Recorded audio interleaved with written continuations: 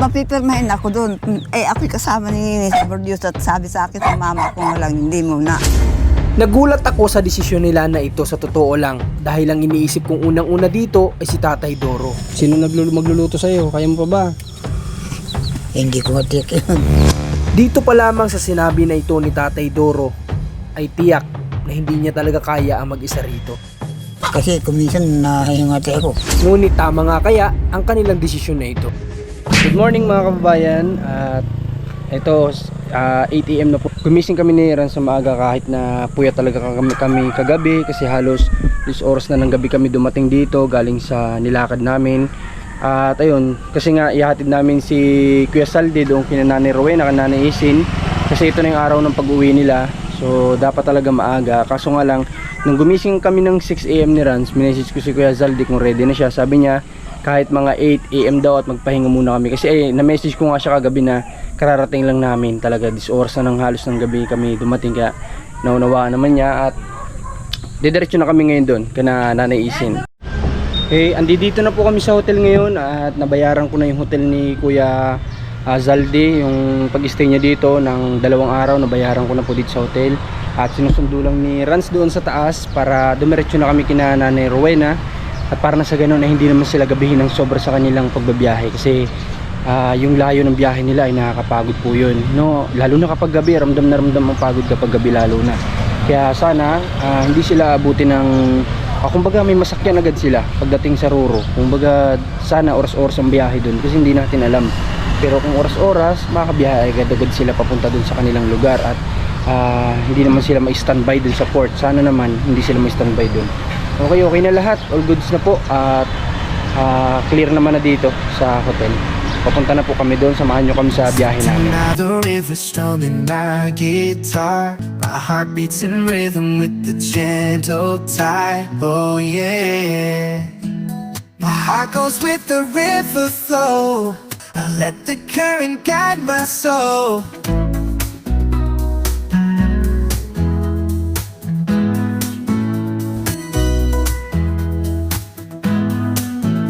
Like the melody of a sweet love. Dito na po kami kina Nanay Isin matapos yung ilang minuto na pagbabiyahe din namin ni na Kuya Zaldi. At bago matapos ang araw na to, gusto ko magpasalamat sa kanya dahil sa effort na ibinigay niya para lamang din magkita itong mag-ina, na kumbaga nung nakita niya yung na may hinahanap na ganun ay agad-agad na ipinost. Tama ba ako? Ipinost nyo, di ba, sa Facebook nyo? Agad-agad niyang ipinost sa Facebook niya at nagkataon na yung palang tao na yun ay nandoon sa lugar nila. So napakalaking, sabi ko nga sa vlog natin isang araw, napakalaking tulong talaga ng social media. Social media is very powerful talaga para sa mga gantong sitwasyon. Pang ilan na to sa nangyari sa mga tinulungan natin na sa tulong ng Panginoon na hanap natin yung mga gantong pangyari sa tulong ni Kuya Zaldi. Sana nakaready na si Nanay Rowena para po makapunta agad tayo sa terminal dahil alam nyo naman ang layo ng pupuntahan nila. Kuya Zaldi, may tatanong pala ako sa iyo. Ang bang biyahe ng Roro doon ay every hour? Hindi. Hindi. Paano? Pero sa tingin nyo may sasakyan kayo? Mayroon pang gabi, alas 5:30 or kapag mayroong time na alas 9. Okay. May 9 PM. Okay, sana umabot kayo doon. Para nang sa ganun, dire-diretso na ang biyahe kasi mas masarap magpahinga yung parang isahan lang tapos pahinga na sa bahay. Kung hindi naman nakakabiyahe, Kinabukasan na. Sa port na kayo mag-aantay. Okay. May mga ganun talagang pangyayari na yung iba. Parang sa eroplano lang din. Kapag nasa airport ka, doon ka na mag-aantay ng flight mo, ganyan. Ganun talaga ang buhay, ganun talaga ang isang traveler na, o kumbaga kung isang tao na bumabiyahe, kailangan mo magsakripisyo dyan ng pagod, puyat din para lang marating mo yung isang lugar. Okay? Andito na naman yung mga asong kaibigan natin. Andito na naman ang mga aso nating kaibigan. Baka naglalaban na naman sila. Aalis na lang, naglalaba pa. Apo! Andito si nanay. Dito ba ko? Grabe aso nyo, nay.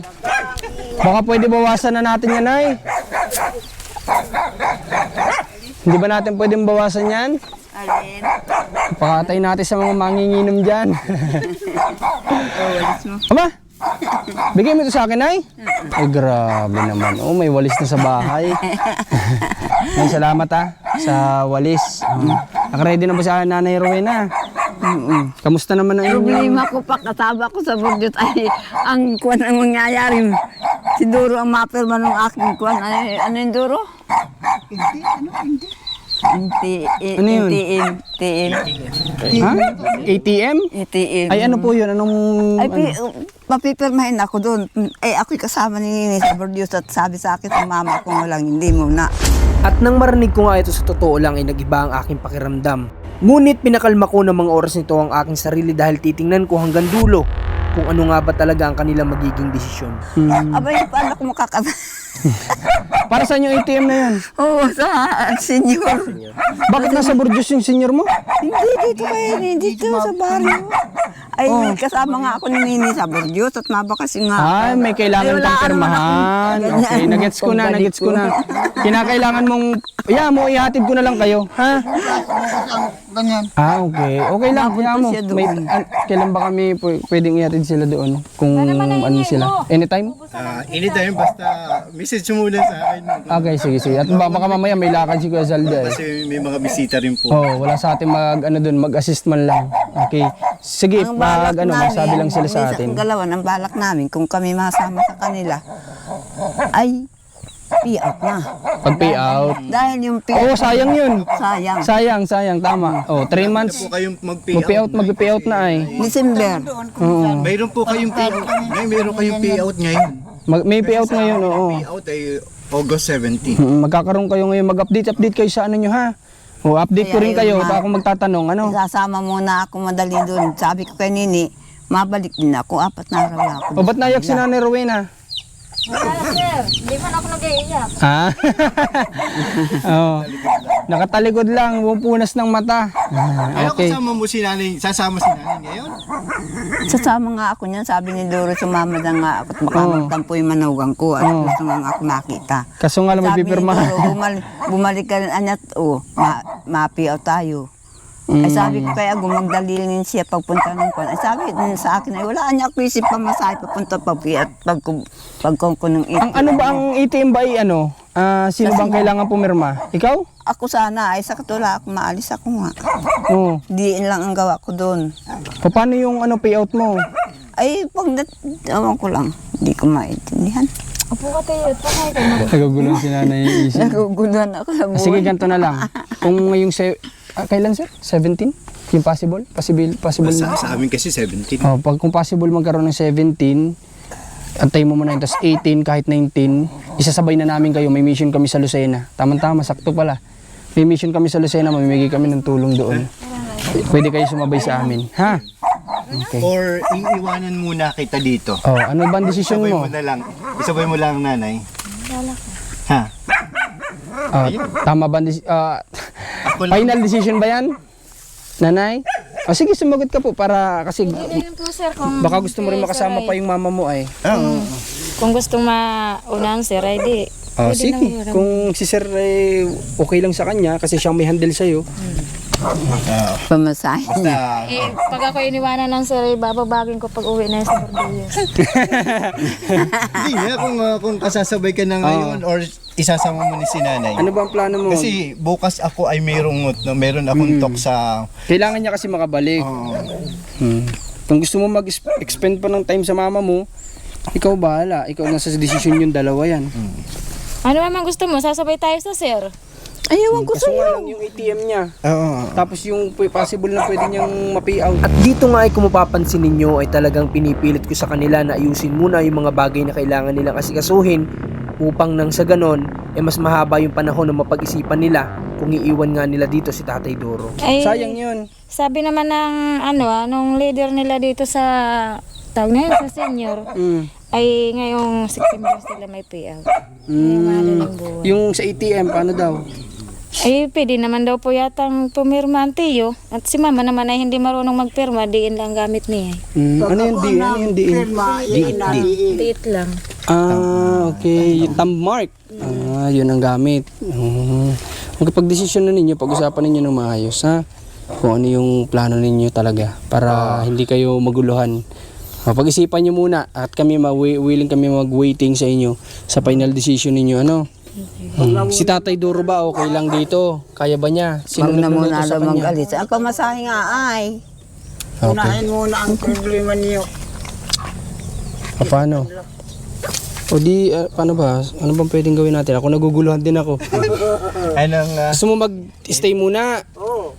Ay, sir, ay, hindi din po ako pwedeng magtagal dito. Napasok yung mga bata sa... O edi tapusin mo yung pipirma ni mama mo tapos sumunod ka na din.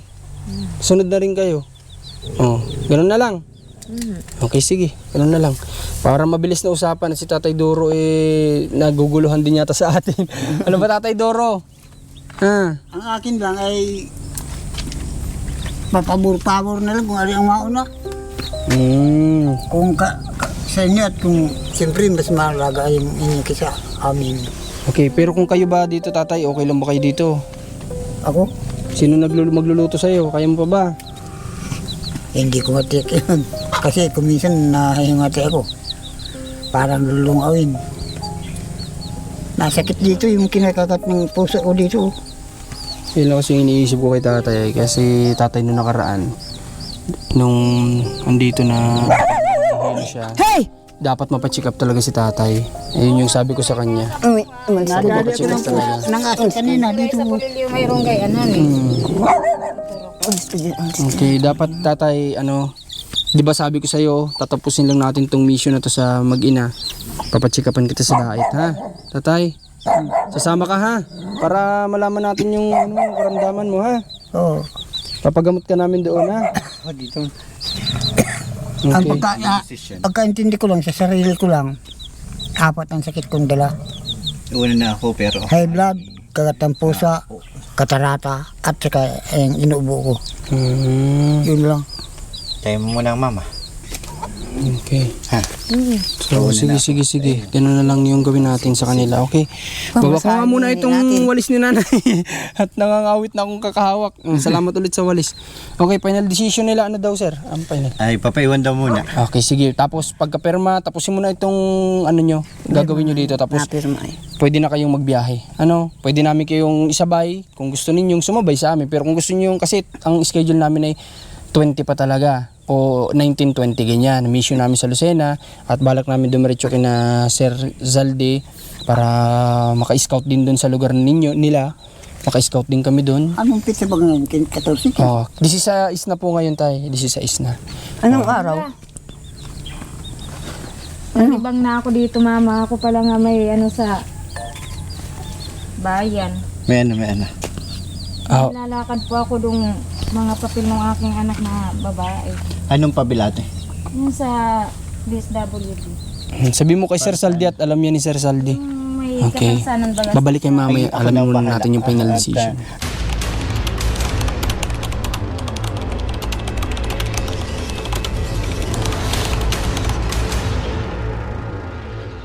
So, yun na lang. Ganun na lang ang final decision nila. Tapusin mo na naisin yung kailangan ayusin para sa card niya. Para sa ganun ay walang maging problema. Kasi hindi ko lang alam kasi kung alam ba pinipirmahan? Sa mismong card ba ang pipirmahan o pipirma lang para mareleasan ng card? Malapad si Sa Pir. papilaan po sir. Para mareleasan ng card. Okay. Para makuha yung iti. Okay. So, ayun. Yun na lang final decision ni na Nanay Rowena. Until next day, siguro next day, biyahe na rin. Para nang sa ganun ay malakad na ni Nanay Rowena yung mga kailangan naman niyang ayusin at tutulungan siya ni Sir Salde para mas mapabilis yung kanyang tawag dito, nilalakad. Kasi sa PWD, na tumutulong din naman ako sa mga PWD. At madali namang makipag-usap sa MSWD ng Bordeaux Quezon. Pabait sila. Ayun. Madaling mag-assist. Yun. Shoutout sa mga taga DSWD. Maganda yung serbisyo nyo base sa sinabi ni Sir Saldi kasi hindi lahat ganyan sa Pilipinas. Hindi lahat na nagtatrabaho sa government ay ganyan umaksyon sa lahat ng nagiging problema ng tao. Kaya salute sa inyo. Okay. So sa ngayon, dapat nandito kami para isama si nanay pero yung ang desisyon nyo, so kailangan namin si Kuya Saldi na lang ang maihatid namin ngayon sa bus station Ano? O sa van kasi magka-cutting trip si Kuya Zalde. Ano, baka abutin siya ng anong oras ay. Okay na yun. So, so ang gagawin namin, mamaya after ko siya maihatid, babalik kami dito para kung ano bang kulang sa inyo dito para habang nandito si nanay may suporta sa inyo, ha? Okay, hatid na lang na, kahit patid ko na lang kay Ran siguro. Ano?